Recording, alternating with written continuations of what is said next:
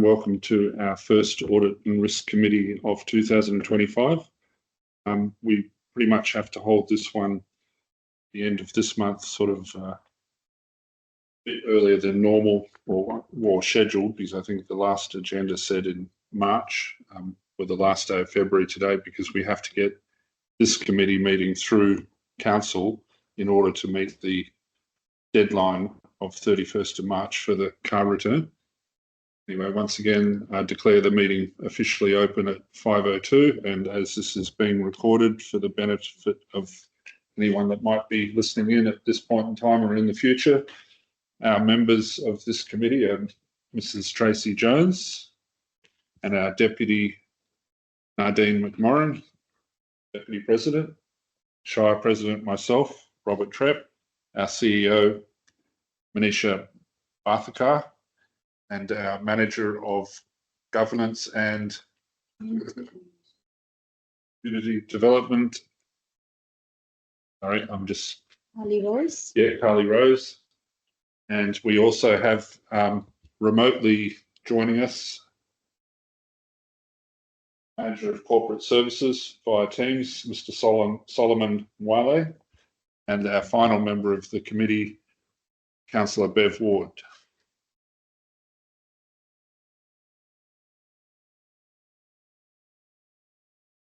Okay, so the first item of business is to actually admit Solomon to the meeting formally.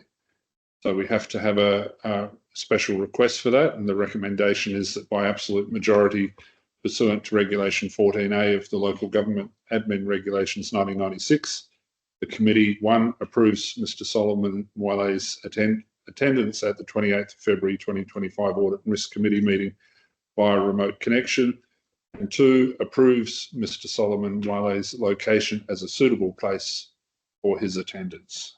Who would like to move that one? Mrs. Tracy Jones, and seconded Nadine McMorrin. All those in favour? 4-0. Carried. We don't have any members of the public here, so there's no public questions. Do any committee members wish to disclose an interest? Nil. First item of business is to confirm the minutes of the previous meeting, which was held on the 10th of December, as detailed in attachment 5.1A. The only query I have with that one was who was the chair of that meeting? You, that one? I think it was the one before. So that's just carried through. I think I chaired that one. So with that minor change, recommendation 5.1, that in accordance with section 3.18 and 5222 of the Local Government Act 1995, the minutes of the Audit and Risk Committee meeting held on the 10th of December 2024, as presented in attachment 5.1A, be confirmed as a true and correct record of proceedings. Who wants to move that one? Councillor Ward, and a seconder, Mrs. Jones. All those in favour? 4-0. Carried. As I mentioned earlier, the main purpose of this meeting is to ratify, at least in this committee, before it goes to council, the annual CAR return, which stands for Compliance and Audit Return. This has to be carried out every year, and the results of it have to be submitted to the Department of Local Government, Sport and Cultural Industries by the 31st of March. There are several categories for each year, but I don't believe they're the same categories every year. They vary, is that correct? Generally. The questions may vary. So we've got 11 areas of assessment there in the agenda. Basically, would you like to comment on the actual findings of that audit? Yep. Summarise them.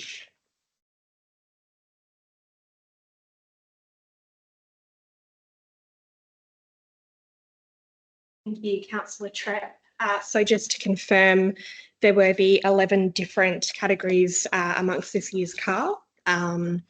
With, as an example, we had 21 questions in disclosures of interest and 22 just for tenders. So quite a comprehensive overview of the organisation.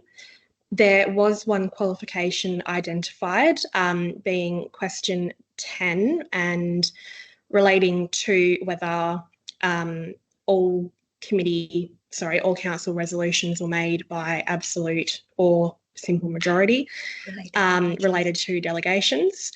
Unfortunately, at the May 21st ordinary council meeting, an amendment to the delegation was passed by simple majority instead of absolute. I have sought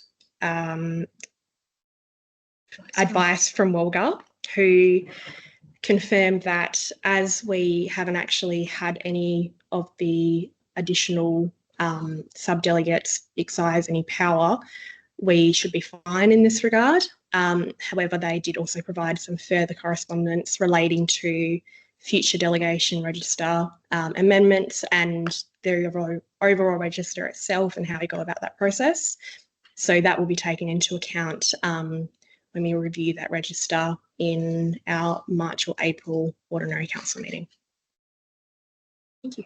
Thank you, Carly. So I presume that was the only finding. Other than that, it was a clean bill of health. Thanks for a good effort and good outcome. So moving on to the recommendation that follows, recommendation 7.2, that by absolute majority in accordance with regulations 14 and 15 of the Local Government Audit Regulations 1996, the Audit and Risk Committee, 1, receives the 2024 compliance audit return as presented in attachment 7.1A, and 2, recommends to Council that it adopts the 2024 compliance audit return and submits it to the Department of Local Government, Sport and Cultural Industries prior to the 31st of March 2025. I'll move that one, and Councillor Ward seconds. All those in favour? 4-0, carried. Do we have any questions from members?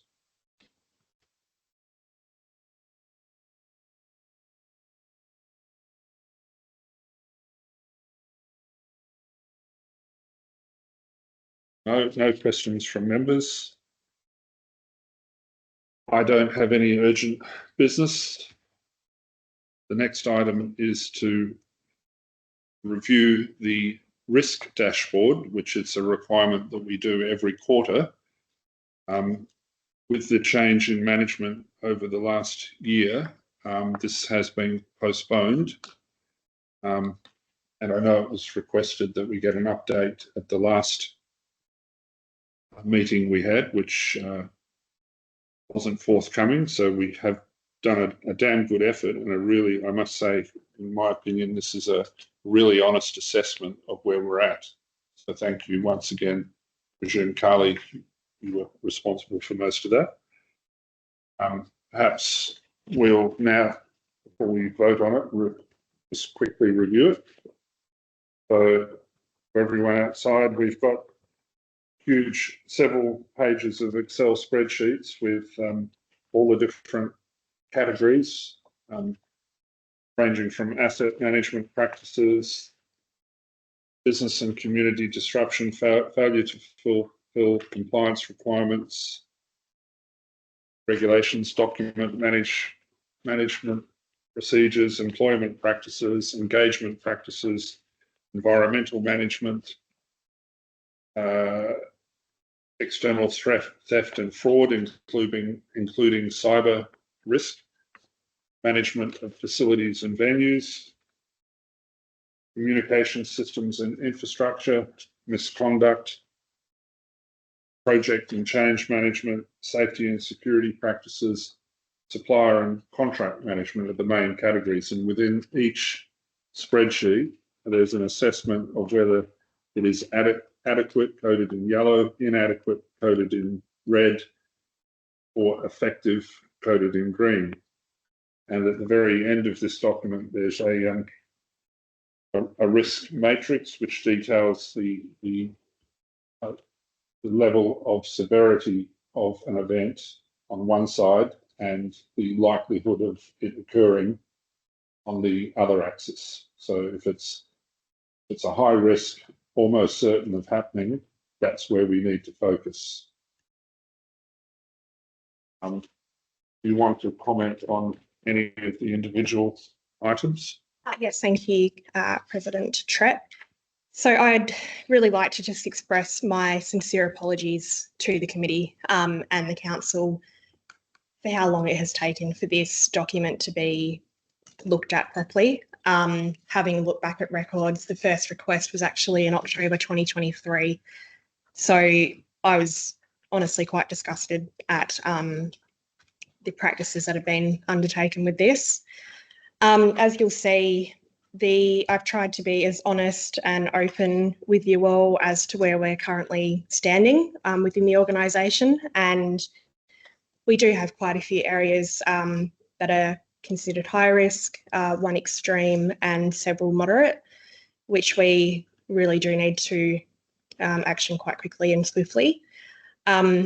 On the back of that, though, we need to be very mindful of our staff and their wellbeing, and the simple fact that this is going to be a huge process undertaken by the management team over probably the next 12 months.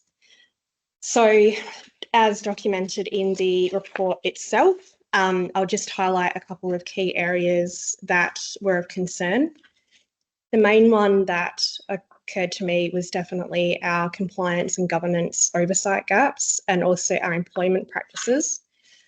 A lot of these things, either one, to be frank, haven't existed within the organisation for quite some time, or simply haven't been updated and pushed aside. So we're going to be working very hard to make sure that that is not the case going forward. We have already put some processes in place to update our training register and develop a comprehensive training program for our staff. We've currently this week actually started reviewing our workforce plan, which will be a really beneficial tool going forward. The induction process for our staff was reviewed in December last year, very comprehensively. And our human resources management framework is an area that we need to delve into further as the management team and identify where this is currently sitting. If we jump over to environment management, a couple of these items actually relate to the storage system. So there are some further steps we need to take internally in regards to that, which we are aware of, as far as some repairs that are required and having the asset revalued. If we have a look at our compliance and governance oversights, one in particular was our governance management framework. This document has been prepared and it just needs to be brought forward to the council at hopefully our next OCM to be adopted. So that will be a nice green tick there. Our councillor induction manual is already identified for review before our elections, so I'm aiming for August. And then we need to do a comprehensive review and update of our management systems in-house, and this includes the use of a program called SharePoint and making sure that every department is utilising this and not other means of saving documents and document processes.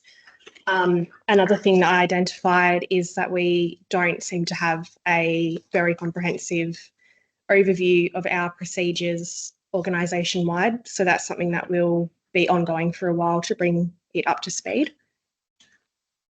Our cyber and data protection risks, again, was another concern to me. In this document, it did state that we already have practices in place, such as a compulsory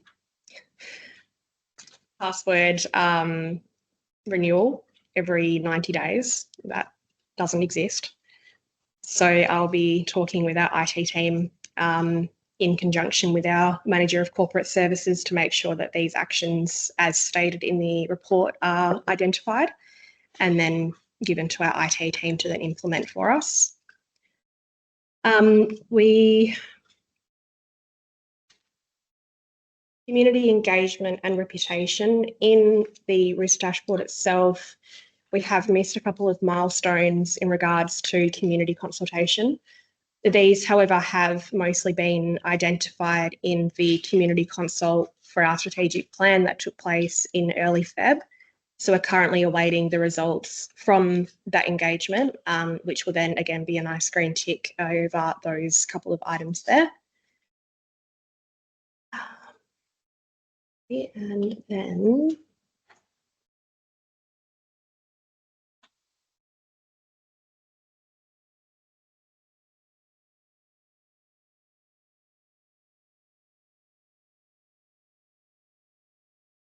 another couple of things that we've identified prior to the risk dashboard was surrounding our workplace safety and security. So we've recently onboarded a new compliance officer who's been doing a fantastic job at completely reviewing our WHS procedure and policy manual in the background. So we've got that ball rolling well and truly. Our conduction of monthly workplace inspections have been picked up again and happening. So that includes both the CRC admin office and the depot. And with that process, any potential threats can be identified and then rectified before they become a problem. And our workplace health and safety committee actually restarted, I guess you could say, this year with our first meeting in January. So we had 4 staff go to health and safety representative training in November last year. And they are now the reps for each department, one being works, one admin, one home care, and one at the CRC. And their role is to communicate with the staff within those organisational departments and present any concerning items to the committee, and then they can be rectified. And it's a great way for us to identify any of those concerns. A couple of other things were related to the business continuation practices. We haven't had any drills or a review of that side of things since my commencement with the organisation in June 23. So we've got a business continuity plan drill, which needs to be undertaken annually. I've updated the due date on that one to December this year. And we also need to develop a IT disaster recovery plan, which will be a joint effort with our manager of corporate services and our IT providers. But yeah, otherwise I think that's probably about all I've got to rattle off. So thank you. Thanks, Carly. Very good analysis there. So now I'll invite anyone, if they've got any particular questions they'd like to ask. I know I've got 3. Everyone else first. Mrs. Jones? I'll just comment on how comprehensive the job is that Carly's done. I'm very impressed, and how it's very honest and upfront. And obviously, it probably appears very overwhelming, but you have got very capable staff. So I think it's a positive thing. Yeah. Well done, guys. I second that. Like, this is great. Thanks. Yep. Yeah, very. Yeah. So let it be noted that all councillors think you've done a wonderful job there. Pat on the back publicly. Yep. Can I, through the chair, can I please add please. some comments? Yes. So obviously going forward, my role will be ensuring a robust process and robust compliance management. Hats off to Carly. Obviously, she has done a really in-depth analysis of the job and also identified so many risks. So with some of the items that already Carly has mentioned, but I just wanted to reiterate and explain to the audit committee, although we have had quite a rough time and we have lagged behind on most of the items, not a few. There is a lot of staff training already going on, and with the realignment of staffing, resources, and respective KPIs, and each department will be reviewed through performance reviews in these couple of months. And we have already identified some of the key items for the year, such as implementing cybersecurity practices. We've started the U-Secure online cybersecurity platform that everybody is now doing. We need to do a disaster recovery and business continuity plan, which I've done a couple of them in my past organization. So it will be done in the year. There will also be Regulation 17 audit. That's an in-depth audit of our process, systems and procedures, and also finance management system review, FMSR. So that will give a comprehensive, the reality check of what we are at, how we are at, and it will not only include the Shire Office, but also the CRC. And also in the long term, we're looking at a standard operating procedure. So I have 100% confidence that we'll be able to be ahead of the game. It's just that it's good that we've identified, but now we are sure and we know where to, rather than shooting in dark, we know where to actually start aiming at. And yeah, once again, thank you, Carly, for all your hard work. Thank you, Manisha, for that summary. And finally, we've got some continuity in the management of the organisation. We're starting to get some traction, so job well done. I've got 3 questions that came out of that. You said passwords renewed every 90 days. Are we planning on using 2-factor authorization in that process? I'll need to communicate with the IT team in regards to that, but with the process and policy that is meant to have been implemented, it is a complete renewal and new password every 90 months that we're meant to be doing, every 90 days, and is meant to be popping up on our computers automatically. So it has, ideally, most of the times it has 2-factor.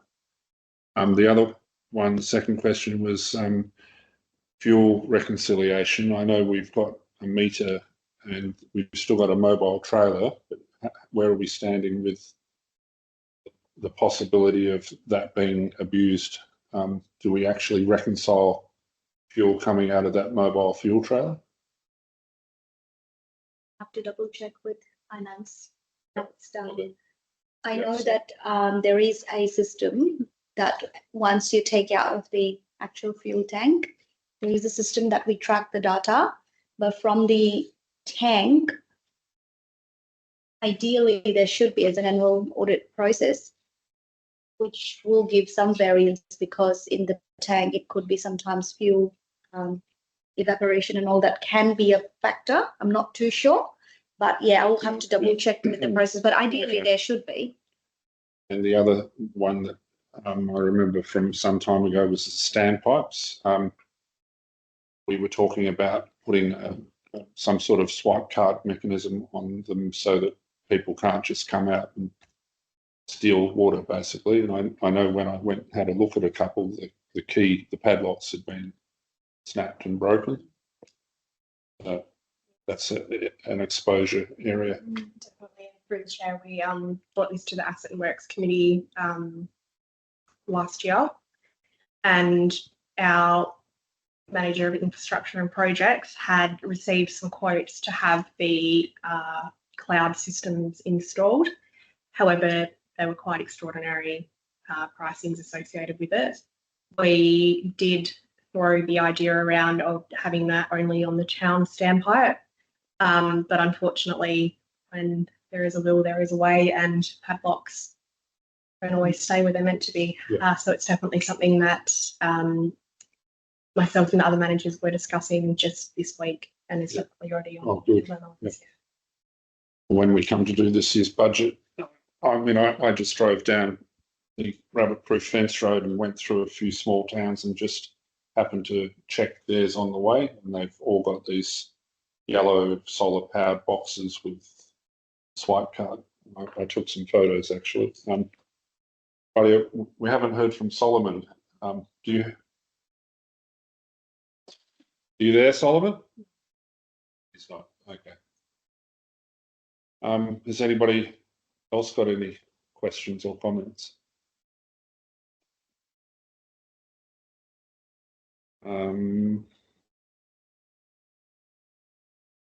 How about power? When we had the power outage the other day, how did we travel? Chair. So Yeah. we had some problems getting the Shire generator started for the office. This has since been looked at by a local electrician. I'm led to believe that it is fixed. However, I'm currently in the process of doing a large grant for disaster relief and recovery, which I'm mostly targeting the community club as our evacuation point, but also plan on incorporating the Shire admin office as this is our DFS communications point as well.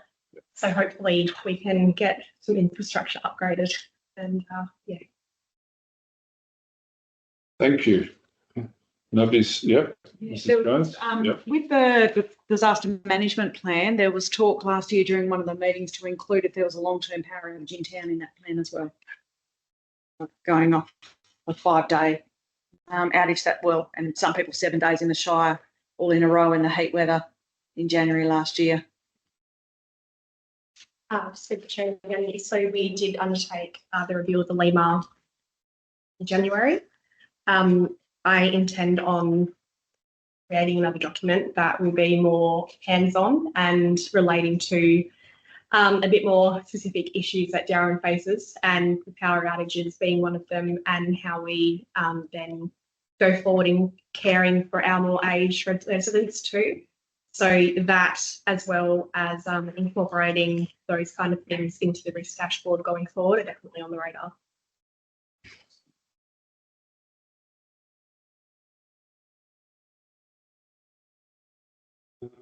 I just see another one here, Audit and Risk Committee terms of reference that triggered something. Do we have a change in who can actually sit on the committee coming up?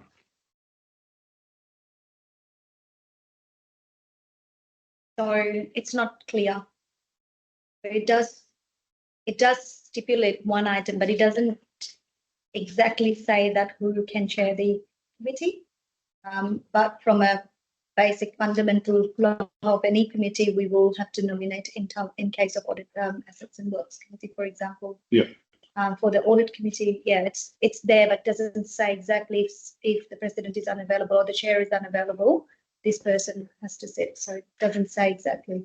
It didn't specify that the chair may or may not be the president, and it's stipulated it had to be an external person with, no? Okay, maybe I misread it. Okay. But moving further, we will need 2 independent members as a part of the local government reform as well. Through the chair. Yeah. What about water security? You know how we're running low on water. Would that be another risk Yeah, yeah. that we should put in? Definitely. Yes.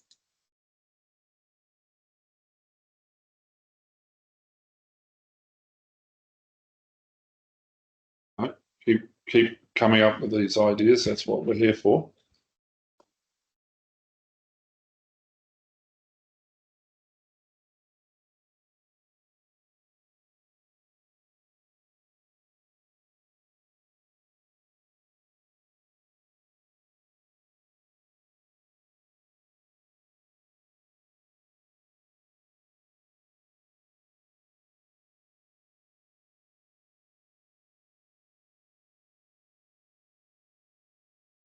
Mrs. Jones, go ahead. The other thing I did note was the accident and damage to property. There were 14 incidents. Is that just an increase in your reporting, or are we struggling here? Through the chair, no, they are actual incidents.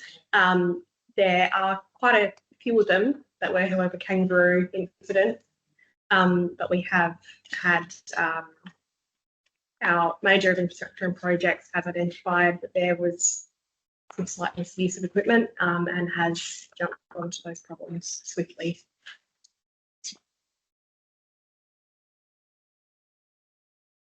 Just for note also, the other day we did have a power outage, and the impact of that power outage impacted the telecommunications part of it.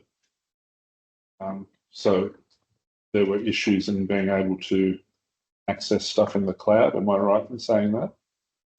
Server, yeah. So has that been identified as an area that needs more robustness Okay.